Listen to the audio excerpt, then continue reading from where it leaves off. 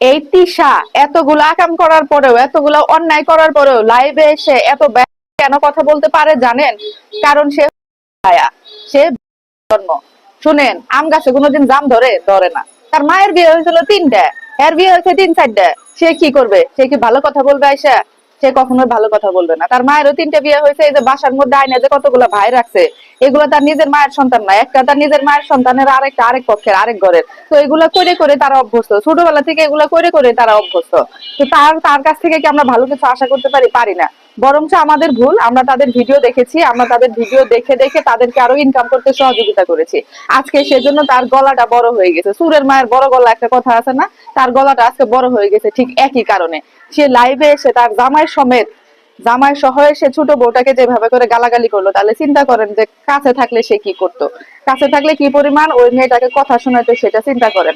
আরে তারা যে গার্মেন্টস কর্মী বললি, গার্মেন্টস কর্মী, তারপরে কাজের মেয়ের চেয়ে খারাপ, তাহলে তো আর আইঠা খাইতে ভালো লাগে, তাই না? কাজের মেয়ে গার্মেন্টস কর্মীর আইঠা খাইতে ভালো লাগে নাকি? হ্যাঁ, উচিত কথা বললে তো খুব গায়ে লাগে। আবার একদল ফাঁসি আইসা বলবে তাতে আপনার কি সমস্যা? আমার কি তো সমস্যা। একদল ফাঁসি এসে বলবে আপনার কি চুলকায়, আপনি কেন অন্যের পার্সোনাল লাইফ নিয়ে পড়ে আছেন? আরে তাদের লাইফ কি পার্সোনাল রাখছে? হ্যাঁ, অনলাইন দ্বারা তো তারা তাদের বেডরুম বানায় ফেলছে। অনলাইনে আইসা সাথে তারা তাদের মানে যত রকম জামাইয়ের সাথে যেটা আমরা অফলাইনেও করতে পারি না, সেটা আইসা তারা অনলাইনে জনসমক্ষে প্রচার করে। তারা কি পার্সোনাল রাখছে কিছু? আর তাদের, আমার কথা তাদের গায়ে লাগে যারা তিশার মতো হতে চায়। যেসব মহিলারা তিশার মতো হতে চায়, যেসব মহিলার ওই টাইপের, ওই ধরনের, তাদের হচ্ছে যে আমার কথা গায়ে লাগে। আপনি তিশারে নিয়ে পড়ে আছেন কেন? তিশা কেন এগুলা করলো অনলাইনের মধ্যে আইসা? তিশা কেন এইভাবে করে পাবলিকলি জড়াজড়ি, ঘষাঘষি, ডলাডলি, এগুলার ছবি, এগুলার ভিডিও আইনার সাথে প্রকাশ করে? সতীন বিয়া করাছিস ভালো কথা, বেডরুমের মধ্যে নিয়ে থাকবি, কি করবি তোরা না জানবি। এগুলো আমাদের দেখানোর প্রয়োজন আছে? আমরা দেখতে চাইছিলাম যে আমরা দেখতে চাই তোমরা কি করো, দেখতে চাই তোমরা কি করো, দেখতে তো চাই নাই। তোরা দেখাইছস, তোরা এগুলা করছস কেন? আর এই দোষ হইছে এই যে ছেলেটার, এই ছেলেটার, এই ছেলেটা। তুমি ঠিক মতো বউরে মর্যাদা দিতে পারবা না, তুমি ঠিক মতো সম্মান করতে পারবা না, তাহলে বিয়ে করতে গেছিলা কেন? বিয়ে করছো করছো, এখন এক বউয়ের সাথে, এক বউয়ের কুলে উঠে বসে আরেক বউয়ের বদনাম করে। কত বড়, কত বড় গার্মেন্টস কর্মী। তোমাদের তো সেইটুকু হওয়ার যোগ্যতাও নাই।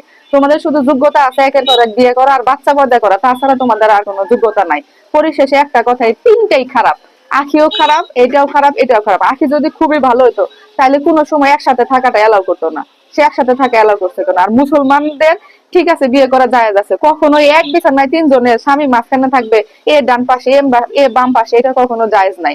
তারা এটাকে জায়েজ করে নিয়ে সমাজের মধ্যে খোলা তৈরি করতে চাচ্ছিল। এই ছেলে মানুষগুলা এগুলা দেখে দেখে, সমাজের মূল হচ্ছে এরা। ছেলে মানুষগুলো এগুলা দেখে দেখে মাথার মধ্যে কুচিন্তা করতেছিল, এ দেখো দেখো দেখো এরা কি সুন্দর সতীন মাইনে নিচ্ছে, এরকম চিন্তা করতেছিল না এদের ভিডিও দেখে দেখে?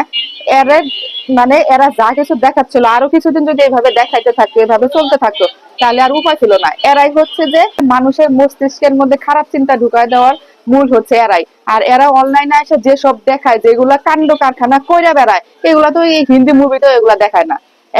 এদের মানে ঘৃণা, লজ্জা, শরম কি বলতে এদের কিচ্ছু নাই, একদমই নাই। ঠিক আছে?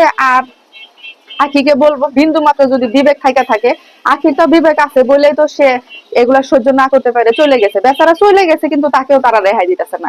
এই দুইটা পাজিয়ে, এই স্বামী আর এই যে এই টিসু, এই টিসু পেপার আর তার স্বামী, এই দুইটা মানুষ, এই মেয়েটা চলে গেছে তাও তাকে রেহাই দিতেছে না। লাইভে এসে তাকে তার সম্পর্কে যা খুশি তা বলতেছে, সে কালা, অমক তমক।